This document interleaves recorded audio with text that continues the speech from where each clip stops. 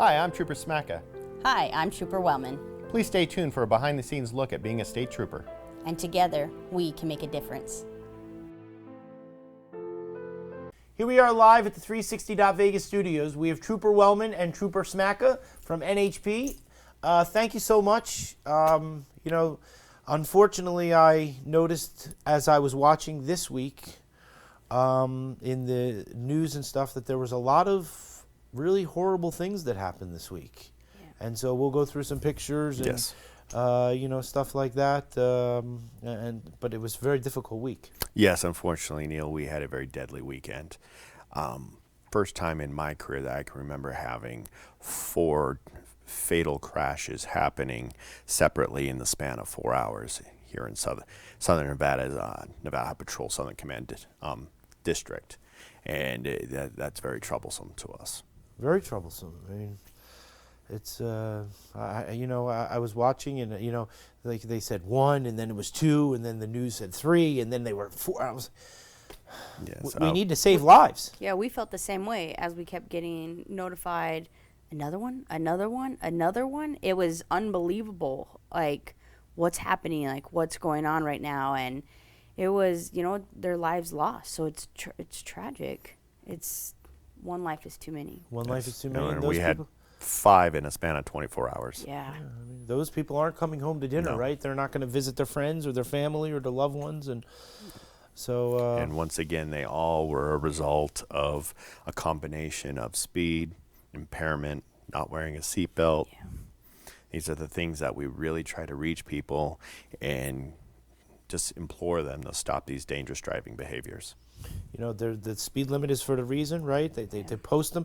I notice now, I mean, I'm sure they do it a lot, but on the freeways, so in each lane, they have one of those speed limit things, like on the overhead things as you drive above it, right? So they have one on the right-hand side. They're trying everything they can. Yes, the RTC's even giving messages, and they're using humor, but if you've noticed some of the message boards on the highway, I think there's one up right now that says that's the temperature, not the speed limit, when they're talking about our high temperatures. Right. So everyone's trying to get the message out there.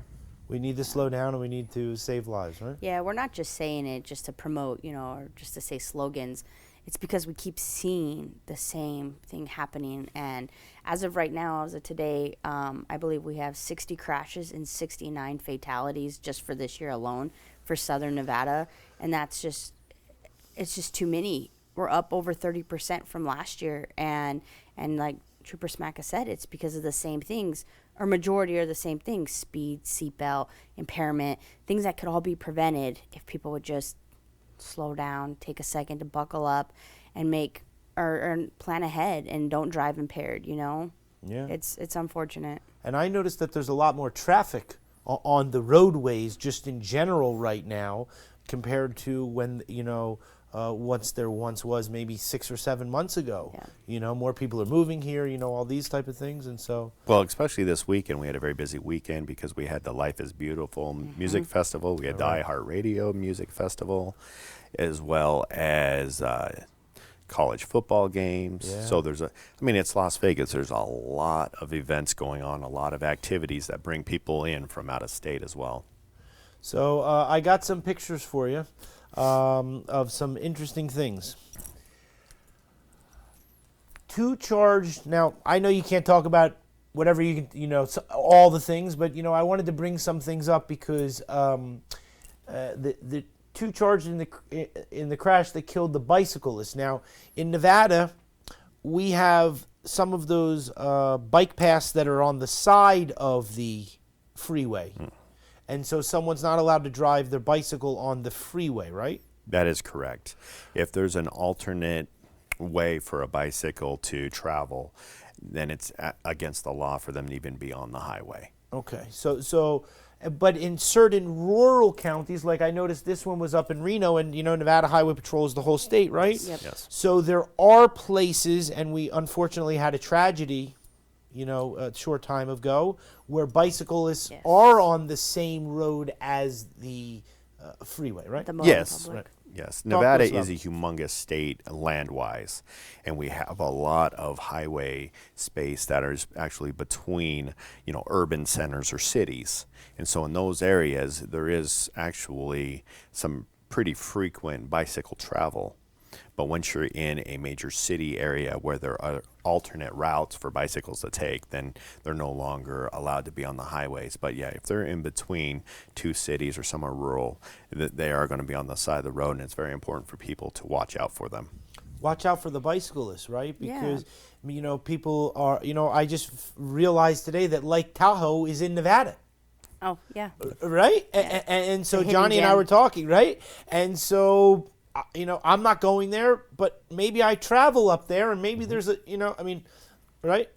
Yeah, and the thing with the bicyclists, wherever you are in Nevada, if there's not a designated bike path, like as drivers, please be aware, because for this situation, the bicyclist was on the shoulder.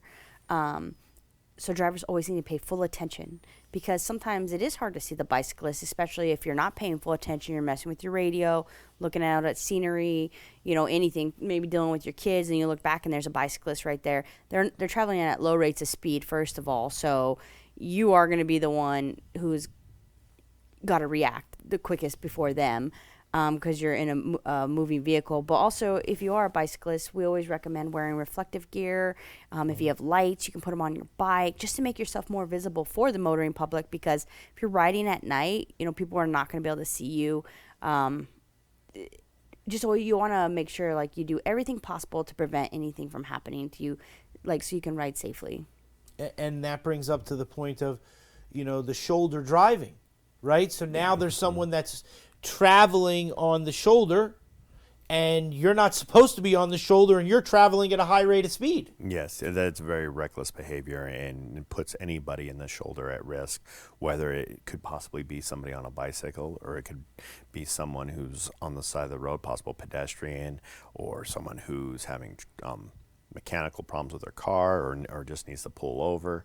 They're completely standing still or going at a very slow rate, like Trooper Wellman said. And when you have a vehicle coming up to them in the shoulder at highway speeds, it's going to have deadly consequences. Yeah.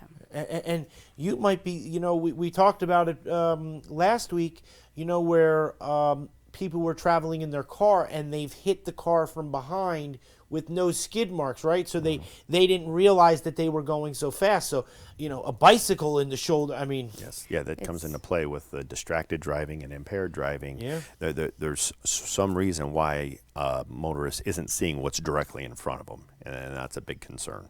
Yeah, and so we have defensive driving and stuff like that, right? Yeah, and that's why when you see the bicyclist, if you can, you are supposed to give them 3 feet. You're supposed to move over if you can. Oh. So you always have to give them 3 feet, or they own that lane. If they have to be in the far right, but they own that lane. So if you can't move over, you have to yield to them while they ride until you can safely move over. And maybe decrease the speed or something like Oh, that, 100%, yes. They probably can hear so fast the engines. It's I don't ride a bicycle, but all right. I took this. Johnny found this. A bicycle versus anything, Anything. right? Yeah. Yeah, the bicycle doesn't stand a chance against a motor vehicle. You're going to have this kind of damage. And even just like motorcycles, when you're on a bicycle, there's nothing around you protecting you. You're very exposed. Yeah.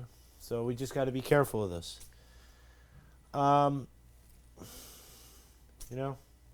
Again, deadly consequences. Yes. And especially looking at this picture, it looks like it's in the Red Rock Loop area, and that's an area where it's very heavily congested with bicyclists. It is a favorite area for bicycles locally to ride, and cars going through there must be very careful. And so let me ask you, so on the right-hand side, I see a white line, right? Mm-hmm. So that white line to the right, because we're not supposed to drive over the white line for the automobile, right? So that would be the bicycle lane, or Yes. the walking lane, or however it's, right? Something like Yes. that. And so those cars are very close. Yes. Yes. And bicycles are also trying to be safe and trying to get as far over to the right as they can, but there's also cars that pull over and stop on the shoulder there, or there's other obstacles or hazards along the way where the bicyclist may be forced to come into the travel lane a little more. So it's very important just to Okay. be very alert when you know you're in an area like this where you're going to come across a lot of bicycles.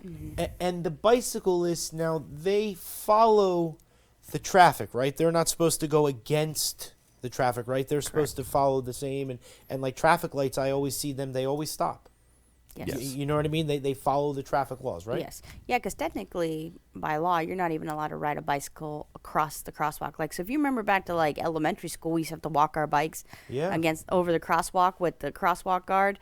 And now that I'm grown and I know the Nevada revised statute, we were preparing for the law from when we were from a young age, but you're not even allowed technically to ride your bike over the crosswalk. You're supposed to walk it. So that's why the bicyclists stay in the travel lane and they obey by all the traffic signals, because technically it's against the law. Okay. Otherwise, you have to walk your bike, and you have to walk it on the far right of the crosswalk. There's so many little laws that the bicyclists have to be aware of that they're just trying to enjoy their ride, and there's so many things going on top of just trying to be safe. I always see bicyclists, and I always see them being super respectful. They're just out, like you said, just trying to enjoy their time, exercising or whatever it is that Yeah. they do. And I don't see ever somebody going in and out of traffic. You know what I'm saying, or anything like that. So, all right, we found this picture of a car that has been destroyed. Not the greatest picture in the world. Looks like a trailer was attached to it. Yes. So a trailer. So let's talk about the fact of maybe the highway safety when we have landscapers and other people that are always carrying trailers and motor homes and things like that, right? Probably very dangerous because there's probably people that cut those people off and don't realize that this is happening, right? Yes, trailers add a lot of additional weight to your vehicle that's towing it, as well as there's wind resistance. And anybody that's towed a trailer has probably experienced kind of a fishtail experience too, where if the wind catches your trailer, it's going to pull the back of your vehicle a little bit. So it's very important while you're towing to stay in many times below the speed limit, because you don't want that trailer to cause you to lose control of your motor vehicle if you're driving it too fast. I never thought, but I always see the trailers always in the far right lane or the slower lane, right? And generally never in the middle, unless there's not a lot of traffic and stuff like that. To just stay away from everybody so they can just proceed. Yes, and that's not a bad practice to have, because, like we said, you're not going to be traveling as fast if you're towing a trailer than other motor vehicles.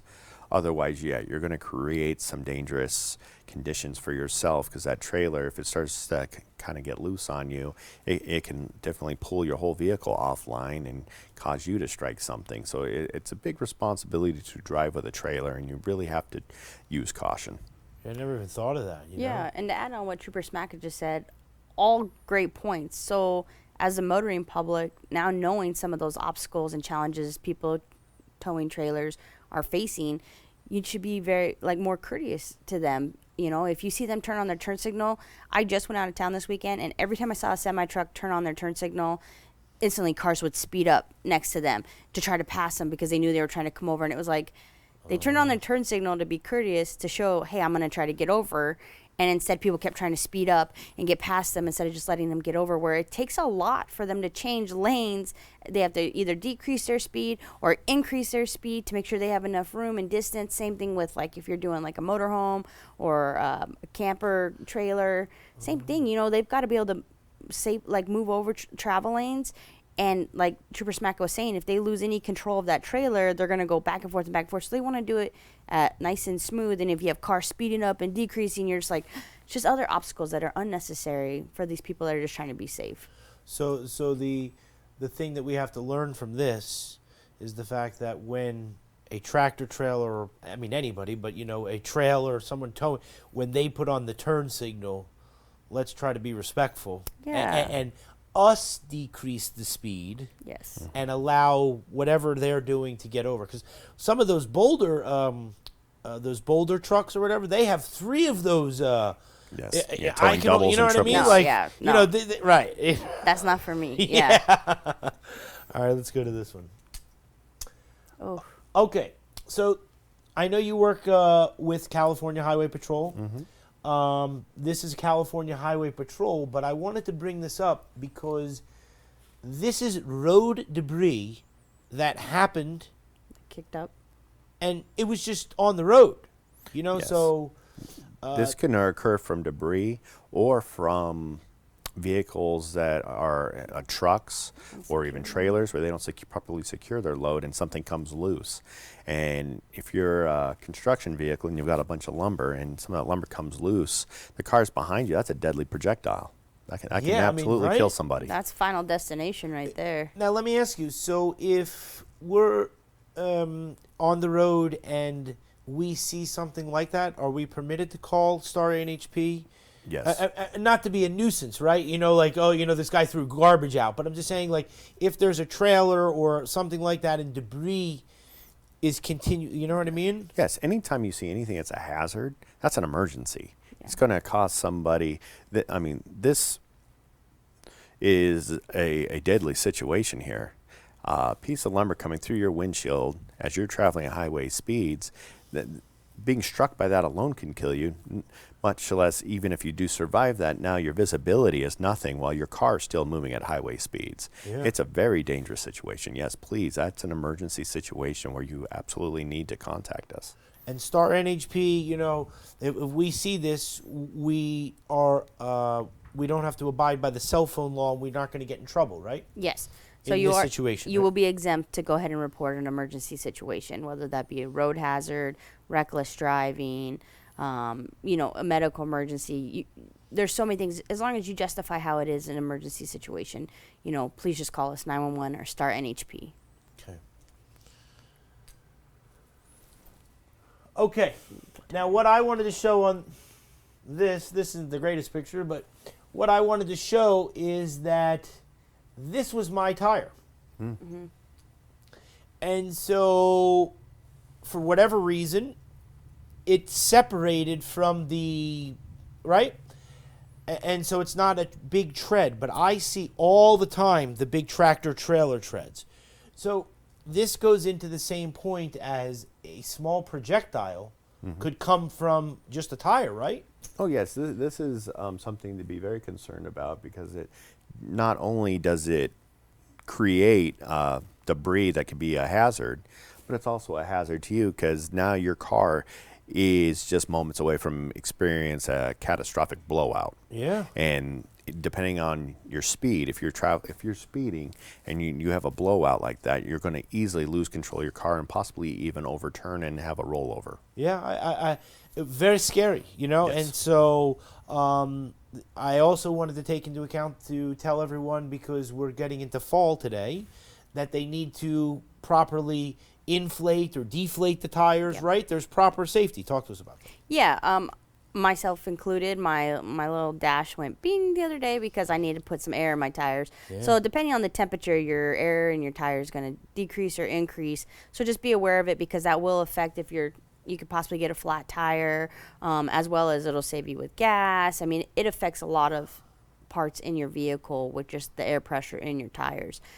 Going back to your semi-truck tire, just be aware that those can cause serious damage. The tread that you were saying in the roadway with the semi-trucks. Right, okay, yep. Yeah, if you ever see road tire debris in the roadway, please call us because we get those out of the road immediately. Because we always recommend that people, if there is debris in the roadway, obviously you can move over, and so you don't strike it. But that's a lot easier said than done, especially in Las Vegas where we have a lot of traffic. Yeah. So if you were to swerve and hit another vehicle, unfortunately you're at fault. So I have to recommend it. Like you're better off just hitting the debris and taking the damage on your vehicle versus swerving and hitting somebody. So yes, if you see any debris, especially those semi tires, those will cause significant damage to your vehicle. I learned the hard way. I think it was like my first day on the road. I remember I went to grab one of those tires out of the roadway, and those semi truck tires actually Very have sharp wires running spikes. through them. Yeah, they have wires. Oh. So one time was enough for me.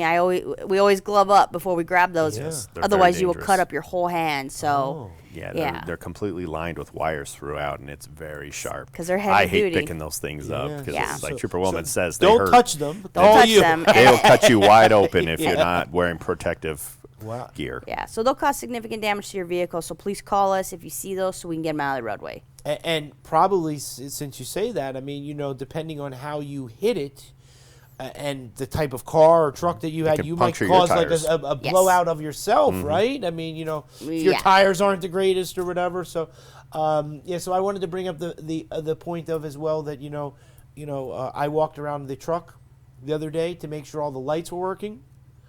To do a little bit of check now to make Yeah. sure that the cars are in proper condition for the cold months. Yep. Right. Yep. Yeah, Good. and then inspect your tires, and if you see a lot of cracking in it, you may want to have it looked at by a tire store or an Yeah. expert, just to make sure you don't suffer a blowout while you're on the highway. This scared me. Oh, You yeah. know what I mean? All right. So think 2020 has been the worst year ever. Always buckle up. 0 fatalities. And the unfortunate reality of it is 2021 is more deadly and has been worse than 2020 at this point. Yeah. And so seat belts save lives. Yes. There is a reason that they're there. We have to wear them, right? Just looking at this car here, you don't see a lot of intrusion there. The cab is holding up structurally. But if this person's not wearing their seatbelt and they get ejected from that car, they're going to lose their life, even though if they stay inside that car's holding up around them. We just worked a fatal this weekend, 1 out of the 5, that possibly the driver would have lived if they had their seatbelt on, possibly because the passenger did. So, every little bit counts. It could make that big difference, literally your life. Yeah, and I look at that too. Like, maybe you see an airbag or whatever, But if somebody's in there, their neck is like, if Yeah. they're not wearing the seatbelt. So Yes. we must buckle up. All right. So I received this video, and it was really astonishing when I watched the video. And so let's watch it. Look at those speeds. This is a dash cam from a semi-truck. This person is on the right side. He's not supposed to be there. No, it's a restricted off area for construction because the freeway was not complete. That's a closed portion of the highway, and then they're driving at reckless speeds. And so what I notice is when I get onto the, what would that be, the 95 on-ramp kind of thing where you go like this and around off of the 215. Yes, that's That's where this where you happened. are. That's where, okay. That's where you are. Yep. And would you Centennial believe Bowl. that So it's very scary. this was actually a diabetic episode? It wasn't even impairment. It was a diabetic episode. So he's probably flooring it, and it's the moral of the story is that he actually lived because he was wearing a seatbelt, and that's why. Look how fast that truck is going, but he lived and he walked away to see his family another day, and it was just a diabetic episode. It wasn't even because he made a wrong decision or anything, but he lived because he was wearing his seatbelt. And it was captured on somebody's cam. Correct. That is the dash cam of a I semi mean, the truck. other one, the where it flips over. Yes, that was a business nearby that Yeah. their security camera caught it Security cam. as it came down the off ramp. And it's also an important thing to remember whether you're talking a medical emergency Yeah. or impairment. Anytime you feel different, Yeah. you're going to drive different. And so it's important, too, for people who know they are, it's likely for them to have a diabetic episode, that they're very in tune with how they feel and make sure that they're taking care of themselves so that doesn't happen, because that could have been tragic. Good point. Tragic. I mean, like I said, I thought that this is where it was, and I know because I drive that every Sunday, that when you, it's very tricky because the where you get on the freeway and then you're sort of getting on and then it goes to one lane and you're distracted by all these other things happening and and then you go around that corner and everybody wants to go as fast as they can around this one little corner, and so Yep. okay. Yep. All right, let's go to this video, which is, let's see if this one works. Okay, so we have a trooper doing business. Yeah, this is a sergeant up in Reno. No problem whatsoever, just, taking care of his business. And then all of a sudden, holy smokes. Talk to us about the looky-loos. It comes down to distracted driving. It's important to be paying attention to what's in front of you and also to be driving very defensively so you're aware of what's going on around you, but not focusing so much on it that you're no longer paying attention to what's in front of you and making yourself a hazard to those around you. And a car is a deadly weapon. 100%.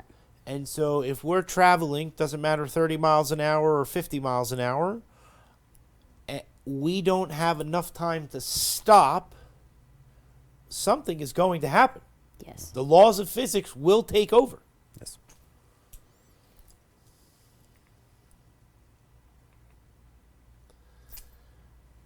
So this was about 2 weeks ago. Yeah. A lot of our locals will remember this, and it's probably caused a lot of frustration because it was the 95 and what is it, Rancho? Right at Decatur there. Decatur. The 95 in Decatur area, major highway, a lot of people going to and from work or, their errands and whatnot. Right in the middle of the morning commute. Right. It was raining, and a vehicle, correct me if I'm wrong, the vehicle made an unsafe lane change in front of the semi? Yes, there's a vehicle that made an unsafe lane change and actually made contact with this tractor trailer, or tanker rather, causing it to lose control and overturn. Thus piercing its tank, which was, what we're looking at is a 8,500 gallon tank. It wasn't completely full, but it was more than halfway full. Mm-hmm. And so it started spilling gasoline out onto the roadway, causing a big hazard because we all know that gasoline is combustible. Yeah. And it's a fire hazard on top of the environmental concerns. And so the problem was, to safely get this truck back turned over, you had to empty the trailer or the tank. Yeah. And that became a very complicated endeavor for the fire department because it's laying on the side where you would connect hoses to it to drain it. The valves. So they had I to puncture see. the Okay, tank yeah. in order to drain it. Yeah. And now you have to puncture it without generating any kind of sparks. And so it shows the professionalism and expertise of our local fire departments that they were able to successfully do that. And then they had to using cranes, very carefully get it turned back over without igniting it and causing it to explode, because the most combustible part of gasoline are the fumes, not the liquid itself. And so now once it's drained, you got a big tank filled with gasoline fumes that could literally be a bomb. Yeah. So it was kind of a very delicate and hazardous situation and was handled perfectly. But it did take a long time. Yeah. The whole day, pretty much. And we had north and southbound shut down because of the blast zone. Because if something did go wrong and it did explode, we had to make sure everybody was far enough away for their safety. So it was a huge dynamic scene. And for those who didn't know what exactly happened, they just saw an overturned, tractor trailer. Why can't they flip it over? There was so many more elements into it because it was the gasoline. And then, like Trooper Smacka said, they had to carefully cut inside to go ahead and drain it. It was just a very dynamic scene that everybody worked together, and it ended up with a happy ending, and it was amazing. But it was also because it was raining that it helped with that truck overturning, and that's why people have to decrease their speeds in the weather as well. Yeah, and we talked last time on the Trooper Talk because we showed the tractor trailer trucks and said, that if there's a disaster, how it takes so much time for the cleanup, right? Much more, and so, it comes back again. I think that we always work together, and so with all the other assets of Clark County and all that type of stuff, I like to see that too, because it shows everybody working together for the same common goal to just try to get the road open and just to be obviously as safe as possible, right? Because everybody wants to go home. They want to eat dinner tonight. You know? So we were actually told on scene that this was the first time Las Vegas Fire, they had only ever practiced this drill. This was the first time they ever had to puncture a tank that was loaded full of gasoline here in Las Vegas. So they did a tremendous job, and even though it took hours, they worked as fast as they could, and you know, they were on top of that tank trying not to cause any sparks. Like, their lives were on the line. Something so small, like, oh, let me just empty a tank, but no, every little detail mattered that day to get that tank emptied, flips right side up, and we got the road back open. But the biggest thing is nobody was hurt. That's what the takeaway was everybody worked together, and it was a great outcome. That's a great outcome. Yeah, that's great. And everybody thinks, like you said, you know, oh, just go over there and flip over the truck, and you know, just you know what I mean. How long does it take? And so that's wonderful to hear. Yeah. All right, so we're done. Well, that was very quick.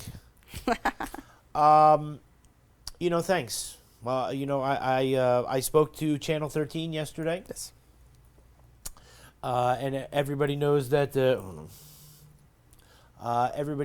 we do this exclusively on the Channel 13, and everybody is really excited. And so, you know, the thing is that they're watching. Great. They're paying attention. Cool. And so we're trying. And, you know, with each day that we try and do better and better, we're really getting the message out. That's good to know. And so with each time we do the Trooper Talk, it's really fantastic. And so everyone is very appreciative. I know I am, and all the viewing audience. And as we spoke on the air, you know, off the air, you know, it's about just, you know, continuing this conversation, and hopefully we're going to save lives. So thank you again for this edition of Trooper Talk. We thank you, because we couldn't do this without you. So thank you. You do it for us, and we do it back, and it's a reciprocal thing. Yes. Thank you. Just be safe this week, and we'll talk to you next week, okay? Sounds good, Neil. All right. Thank you very much. We'll see you next week on Trooper Talk.